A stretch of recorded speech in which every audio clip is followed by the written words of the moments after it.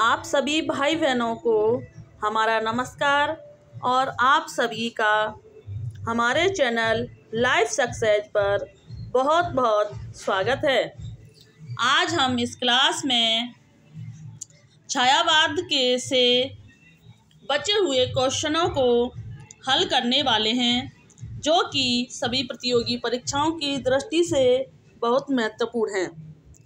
इसलिए ज़्यादा बातें न करते हुए हम क्लास को शुरू करते हैं। नंबर 1 है, वो नंबर 31 है कि कला और बूढ़ा चांद के लेखक हैं। तो कला और बूढ़ा चांद के लेखक Ramdhari Dinkar, number B Sumitranandan Pant, number C Nirala, number D Nand Dulare Vajpeyi. तो कला और बूढ़ा चांद के जो लेखक हैं वो हैं सुमित्रानंदन पंत जी की रचना है। सुमित्रानंदन पंत जी का जन्म 1900 ईस्वी में हुआ था। सुमित्रानंदन पंत जी को कल्पना का कवि कहा जाता है। नंबर ए रामधारी दिनकर, रामधारी सिंह दिनकर, इनका जन्म 1907 ईस्वी में हुआ था। इन्हें आग और राग का कवि कहा जाता है। नंबर सी निराला, इनका जन्म 1897 ईस्वी में हुआ था। नंबर 6 नंद दुलारे वाजपेयी, नंद दुलारे वाजपेयी को एक सौष्ठववादी कवि माना जाता है और इनका जन्म 1906 ईस्वी में हुआ था।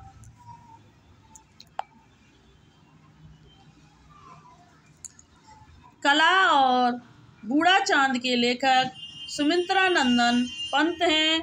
इनके बचपन का नाम गोसाई दत्त था।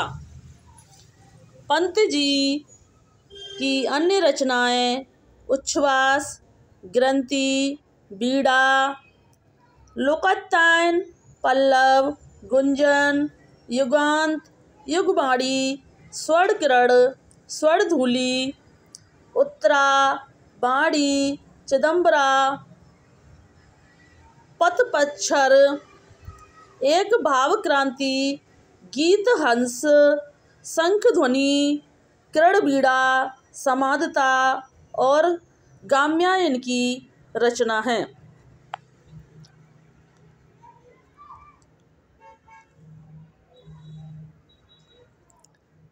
प्रश्न नंबर 32 है, चिदंबरा के रचनाकार हैं। Number 1 Prasad, number B Pant, number C Nirala, number D Mahadevi Verma. तो चिदंबरा रचना के जो रचनाकार हैं वो पंत जी हैं। पंत जी का जन्म 1900 ईस्वी में हुआ था, जो कल्पना के कवि कहे जाते हैं और इनका मूल नाम गोसाई दत्त था। जयशंकर प्रसाद, इनका जन्म 1889 सुगनी साहू परिवार में हुआ था और यह एक छायावादी कवि माने जाते हैं। निराला, निराला का जन्म 1897 में हुआ था। महादेवी वर्मा, महादेवी वर्मा का जो जन्म था वो 1907 ईस्वी में फर्रुखाबाद में हुआ था और महादेवी वर्मा जी को आधुनिक मीरा कहा जाता है। महादेवी वर्मा एक रहस्यवादी कवयित्री मानी जाती हैं। प्रश्न नंबर 33 है कि पंत जी की गाम्या कृति का संबंध है। नंबर 1 ग्रामीण प्रवेश से, नंबर बी प्रगतिवादी दृष्टि से, नंबर सी कल्पनालोक से, नंबर डी नई कविता से। तो पंत जी की जो गाम्य कृति का जो संबंध है वो ग्रामीण प्रवेश से है। प्रश्न नंबर 34 है कि लोकायतान के रचयिता हैं। तो ये क्वेश्चन रिपीट हुआ है। लोकायतान के जो रचयिता हैं वो सुमित्रानंदन पंत जी हैं। प्रश्न नंबर 35 है कि पंत की पहली रचना है। नंबर ए बीड़ा, नंबर बी ग्रंथि, नंबर सी गिरजे का घंटा या इनमें से कोई नहीं है। तो पंत की जो पहली रचना मानी जाती है वो गिरजे का घंटा मानी जाती है।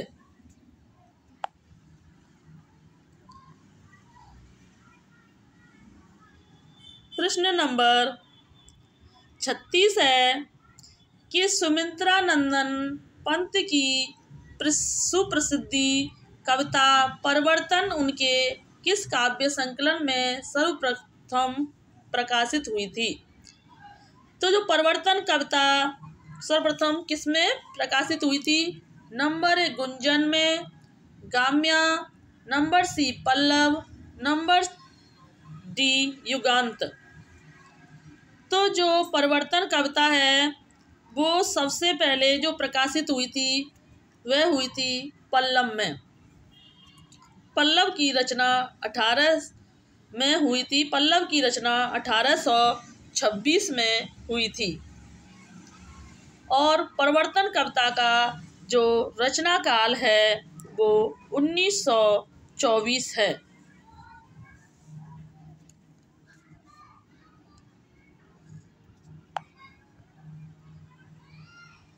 सुमित्रानंदन पंत की प्रसिद्ध कविता परिवर्तन उनके काव्य संकलन पल्लव में सर्वप्रथम प्रकाशित हुई थी। प्रश्न नंबर 37 है कि अरविंद दर्शन से प्रभावित हिंदी के कवि हैं। Number 1 Jaishankar Prasad, number B Nirala, number C Sumitranandan Pant, number D Maithili Sharan Gupt. तो जो अरविंद दर्शन से जो प्रभावित कवि हैं वो सुमित्रानंदन पंत हैं। सुमित्रानंदन पंत जी जो हैं वो अरविंद दर्शन से प्रभावित कवि माने जाते हैं। प्रश्न नंबर 38 है कि इनमें से कौन सा कवि अपने रचना काल के अंतिम दौर में प्रगतिवाद के भौतिक दर्शन के साथ साथ अरविंद दर्शन से प्रभावित हुआ था। Number 1 Jaishankar Prasad, number B Sumitranandan Pant, number C Nirala, number D Ramdhari Dinkar. तो जो अरविंद दर्शन से अंतिम समय पर जो प्रभावित होने वाले कवि हैं सुमित्रानंदन पंत जी। यह अंतिम दौर में प्रगतिवाद के भौतिक दर्शन के साथ साथ अरविंद दर्शन से प्रभावित हुए थे। प्रश्न नंबर 39 है कि अपने काव्य जीवन के उत्तर में अरविंद दर्शन से प्रभावित कवि हैं। Number A Mahadevi Verma, number B Sumitranandan Pant, number C Jaishankar Prasad, number D Agyeya हैं। तो अपने काव्य जीवन के उत्तर में अरविंद जी जो थे, अरविंद दर्शन से प्रभावित कवि जो थे वो सुमित्रानंदन पंत जी थे। सुमित्रानंदन पंत जी को कल्पना का कवि कहा जाता है।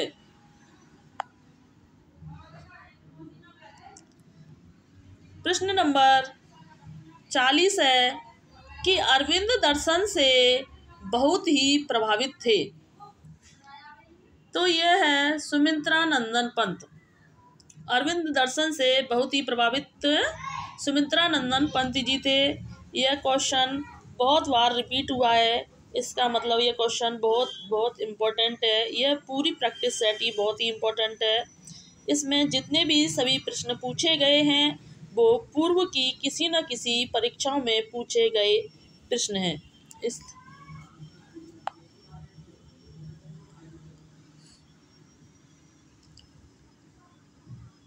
प्रश्न नंबर 41 है कि निम्नलिखित में से कौन सा कथन असत्य है। नंबर 1, पंत को प्रकृति का सुकुमार कवि कहा जाता है। नंबर बी, पल्लव पंत की रचना है। नंबर सी, लोकायतन महाकाव्य की श्रेणी में आता है। नंबर डी, पंत भारतेंदु युग के कवि हैं।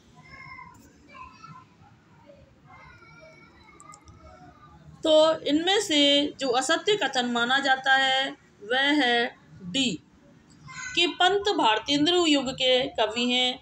यह कथन गलत माना जाता है, जबकि पंत एक छायावादी कवि हैं।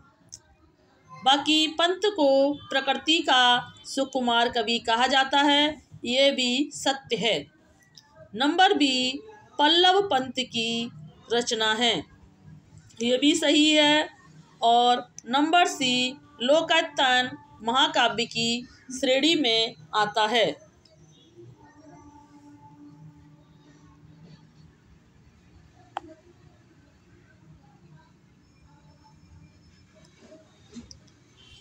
प्रश्न नंबर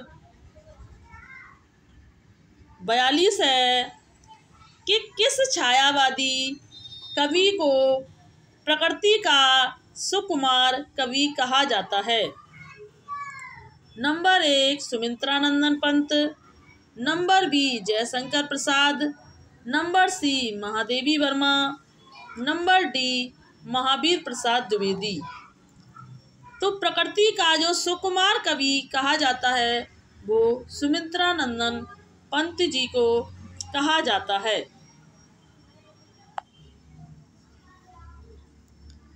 प्रश्न नंबर 43 है कि निम्नलिखित में से कौन सी रचना महाकाव्य नहीं है। Number A, Kamayani. Number B, Priyapravas. Number C, Saket. Number D, Pallav. तो निम्नलिखित में से कौन सी रचना महाकाव्य नहीं है। तो वह यह रचना पल्लव जो है वो महाकाव्य रचना नहीं है। पल्लव जो है पंत जी की रचना है, जो कि 1928 में रचित है, पर यह कहीं कहीं पर 1926 में भी रचित मानी गई है। Number B, प्रियप्रवास।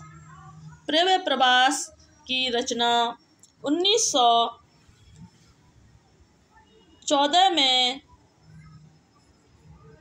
मानी गई है। 1914 में मानी गई है। ये खड़ी बोली की प्रथम खड़ी बोली की रचना है, महाकाव्य है, जिसकी रचना हरिओद उपाध्याय जी ने की है और इसमें 17 सर्ग हैं।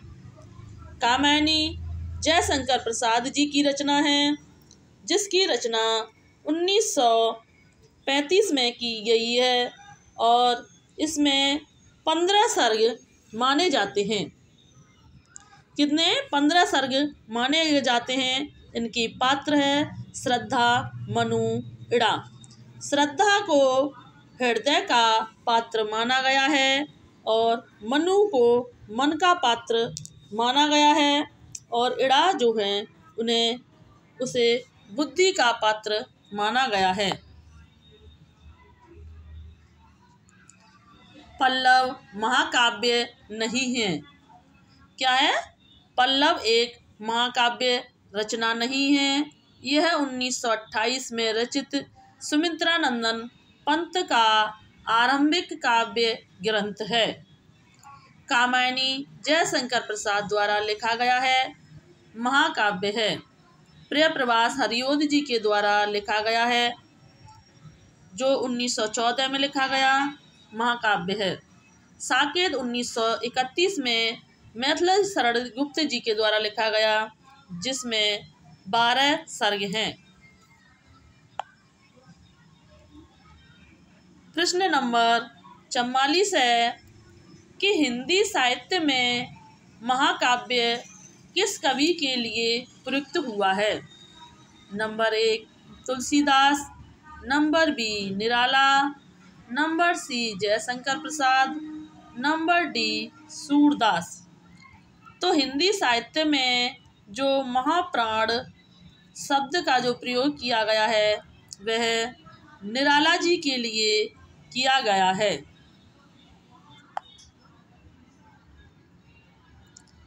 हिंदी साहित्य में महाप्राण सूर्यकांत त्रिपाठी निराला के लिए प्रयुक्त होता है। निराला जी ने स्वच्छंदतावादी विचारधारा के साथ साथ बड़ी प्रसिद्धि गद्य रचनाएं चतुरी चमार, बिल्लेश्वर बकरिया आदि प्रस्तुति की है।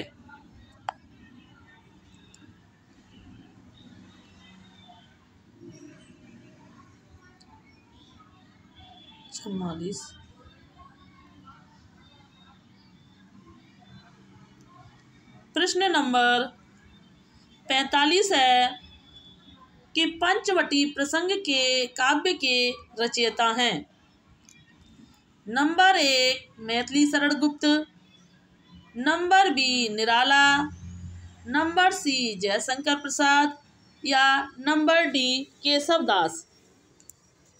तो जो पंचवटी प्रसंग के जो रचयिता हैं वो निराला जी हैं। कौन है?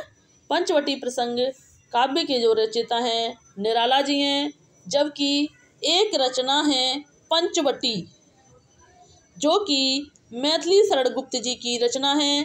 इसलिए पंचवटी और पंचवटी प्रसंग अलग अलग रचना हैं। इसमें कंफ्यूज बिल्कुल भी मत होना। पंचवटी जो है वो मैथिली शरण गुप्त जी की रचना है, और जबकि पंचवटी प्रसंग जो है वो निराला जी की रचना है।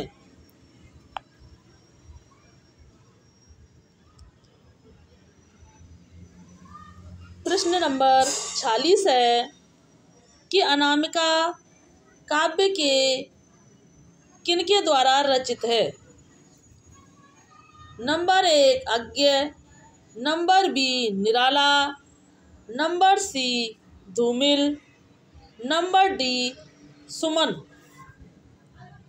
तो अनामिका जो काव्य है वह निराला जी के द्वारा रचित है।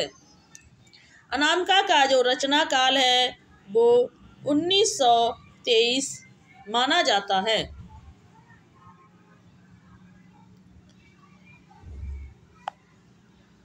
प्रश्न नंबर 47 है कि परमल किस कवि की रचना है। Number B Maithili Sharan Gupt, number B Jaishankar Prasad, number C Ramdhari Dinkar, number D Suryakant Tripathi Nirala. तो परमल किस कवि की रचना मानी जाती है। परमल जो है निराला जी की रचना मानी जाती है, जो कि 1930 में रचित रचना है। परमल का जो रचनाकाल है 1930 है। इसकी रचना सूर्यकांत त्रिपाठी निराला जी ने की है।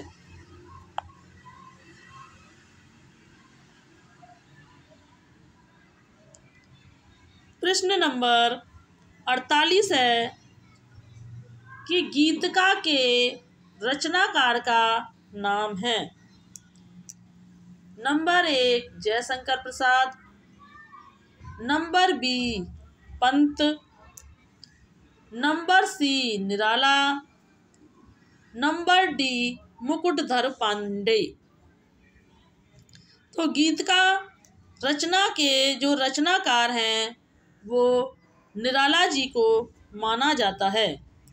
निराला जी को जो गीत का रचना की का जो सुझाव दिया था वह जयशंकर प्रसाद जी ने दिया था।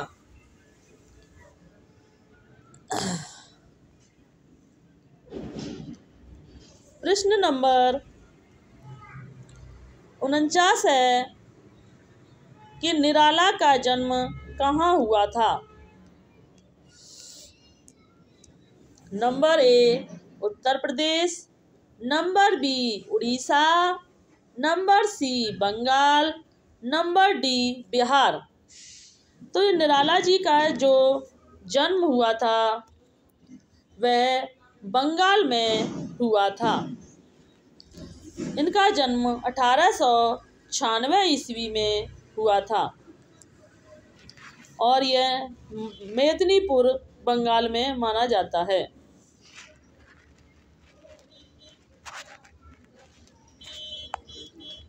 प्रश्न नंबर 50 है कि साहित्यिक क्षेत्र में सर्वाधिक विरोध किसका हुआ है। साहित्यिक क्षेत्र में सर्वाधिक विरोध किसका हुआ है। नंबर 1 जयशंकर प्रसाद का, नंबर बी निराला का, नंबर सी दिनकर का, नंबर डी हरिओद जी का। तो जो साहित्य के क्षेत्र में सबसे ज़्यादा जो विरोध हुआ है वह निराला जी का हुआ है। किसका हुआ है।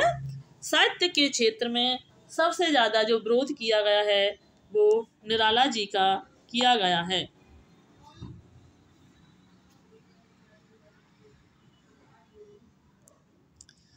निराला को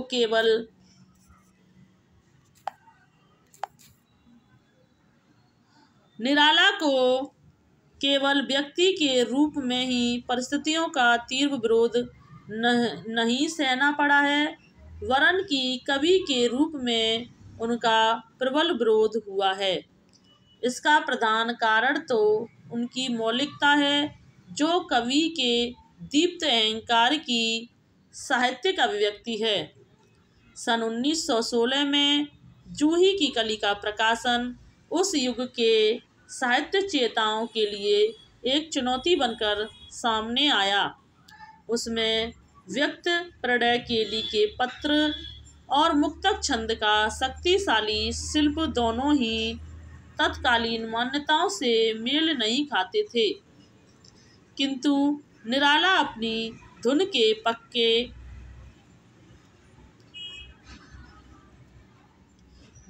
पक्के और स्वभाव से अक्कड़ व्यक्ति थे, इसलिए उन्हें सबकी अपेक्षा की।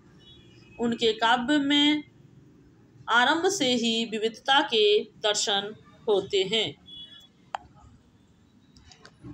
प्रश्न नंबर 51 है कि निम्न पंक्तियां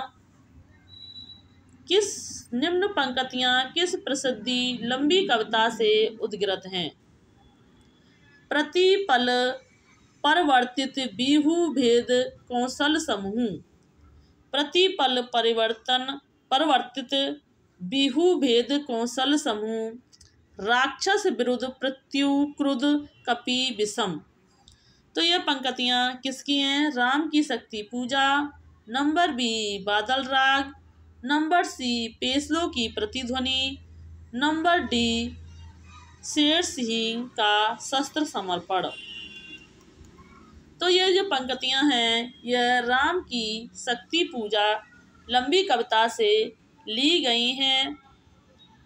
इसका जो रचना काल है वो 1936 है। राम की शक्ति पूजा जो है 1936 में रचित रचना है, जिसकी रचना निराला जी ने की है।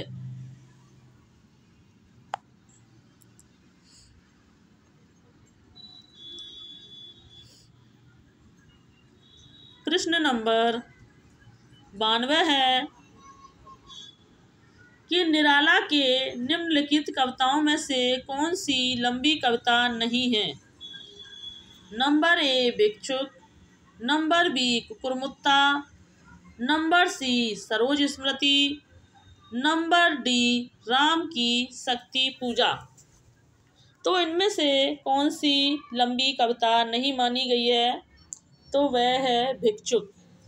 भिक्षुक जो है वो एक लंबी कविता नहीं मानी गई है, जबकि कुकुरमुत्ता एक लंबी कविता है जिसका रचना काल 1942 में रचित है।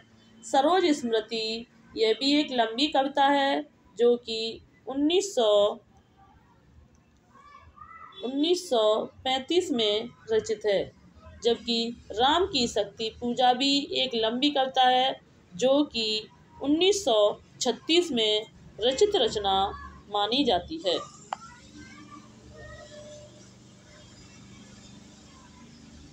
निराला की बादल राग का संबंध है। नंबर ए छायावादी सौंदर्य से, नंबर बी प्रगतिवादी चेतना से, नंबर सी प्रयोगवादी चेतना से, नंबर डी प्रगतिवादी सौंदर्य से। तो जो निराला का बादल राग की जो कविता का संबंध है वह है प्रगति के सौंदर्य से है। निराला की बादल राग कविता का संबंध जो है प्रगति के सौंदर्य से माना जाता है। प्रश्न नंबर 54 है कि बादल राग के रचयिता हैं। Number 1 Prasad, number B Pant, number C Nirala और नंबर डी महादेवी वर्मा। तो बादल राग जो कविता के रचयिता हैं वे हैं निराला जी हैं, जिनमें प्रगति का वर्णन किया गया है। प्रश्न नंबर 55 है कि धिक जीवन जो पाता ही आया विरोध, धिक जीवन जो पाता आया है विरोध, पंक्ति में किसके जीवन सत्य की अभिव्यक्ति मिलती है। Number 1 Suryakant Tripathi Nirala, number B Hanuman, number C Lakshman, number D Vibhishan. तो धिक जो पाता ही आया विरोध पंक्ति जो है वो निराला जी से संबंधित हैं, क्योंकि निराला जी ने अपनी लाइफ में और काव्य के क्षेत्र में भी बहुत विरोधों को झेला है।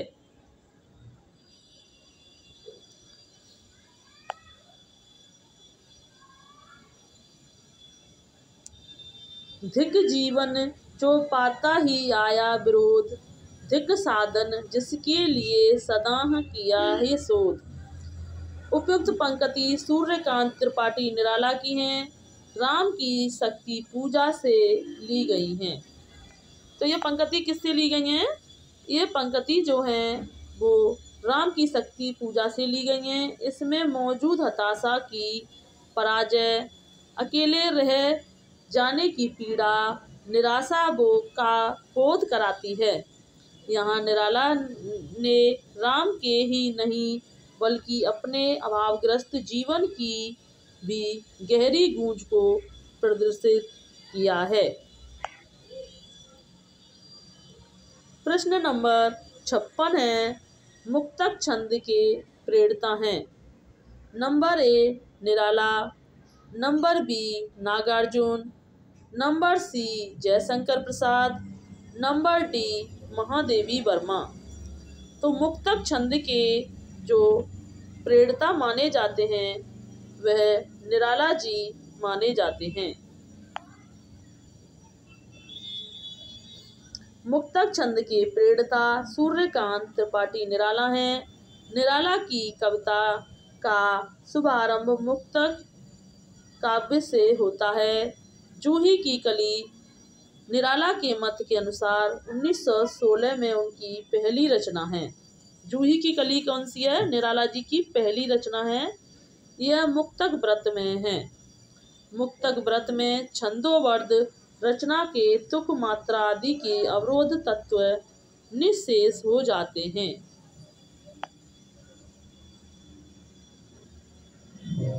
प्रश्न नंबर 57 है कि निराला की जूही की कली कविता का उदाहरण है।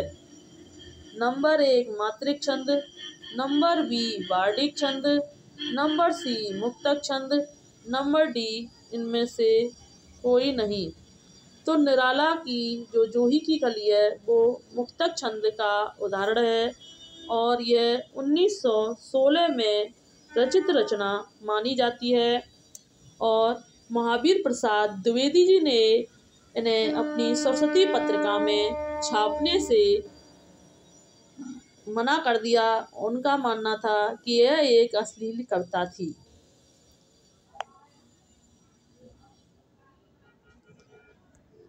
प्रश्न नंबर 58 है रबड़ छंद या केंचुआ छंद किस कवि की कविताओं को लक्ष्य करके कहा गया है? Number A Dinkar, number B Dhoomil, number C Nirala, number D Muktibodh हैं। तो रबड़ या केंचुआ छंद जो कविताओं को कहा गया है वो निराला जी की कविताओं को रबड़ या केंचुआ छंद कहा गया है।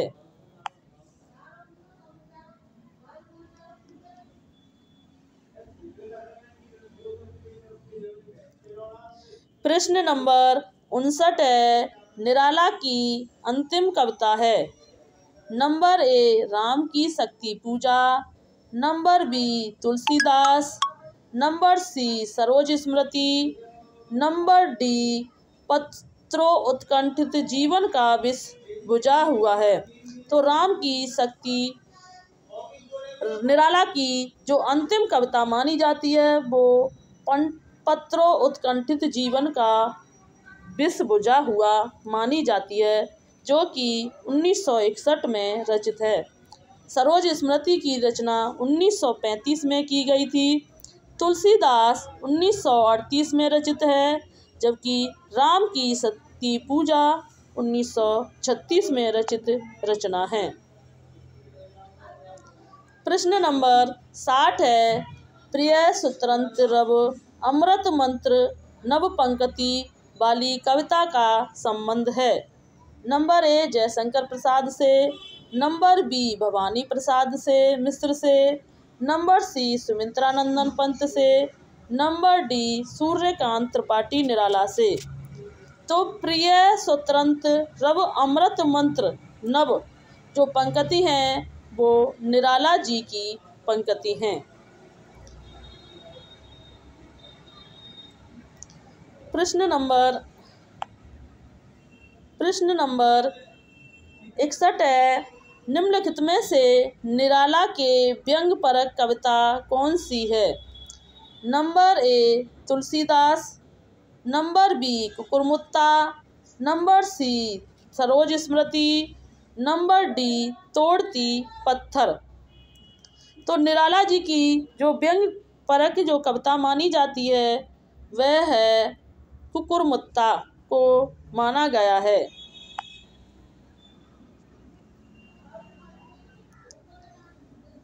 प्रश्न नंबर 62 है कि छायावाद को स्थूल के प्रति सूक्ष्म का विद्रोह किसने कहा है? Number A Jaishankar Prasad, number B Mahadevi Verma, number C Nand Dulare Vajpeyi, number D doctor Nagendra. तो छायावाद को स्थूल के प्रति सूक्ष्म का जो विद्रोह कहने वाले हैं वो डॉक्टर नगेंद्र हैं।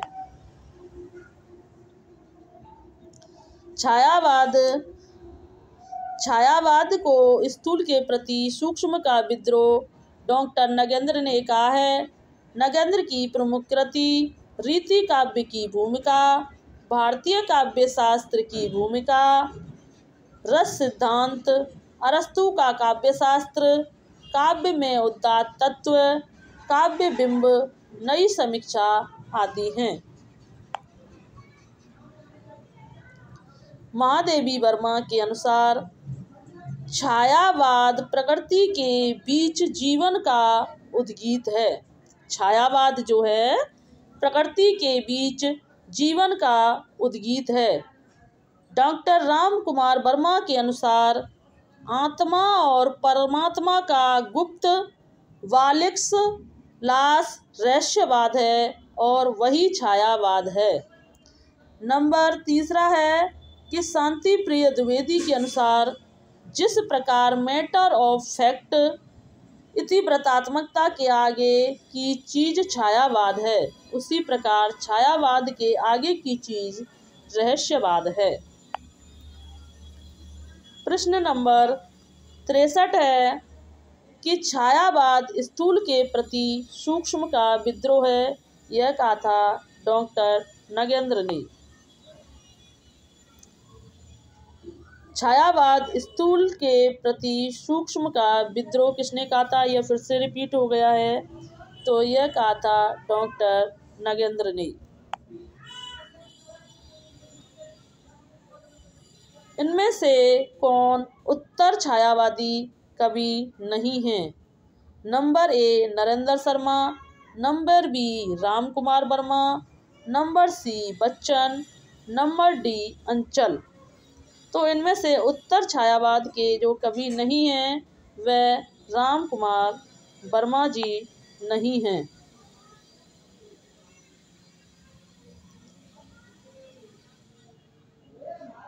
आज की क्लास को हम यहीं समाप्त करते हैं। कल से हम प्रगतिवाद का रिवीजन करेंगे। अगर आपको हमारी यह क्लास अच्छी लगी हो तो इसे लाइक करें, चैनल को सब्सक्राइब करें और कमेंट करके बताएं कि यह क्लास कैसी रही और आगे हम किस टॉपिक पर वीडियो लाते रहें। धन्यवाद।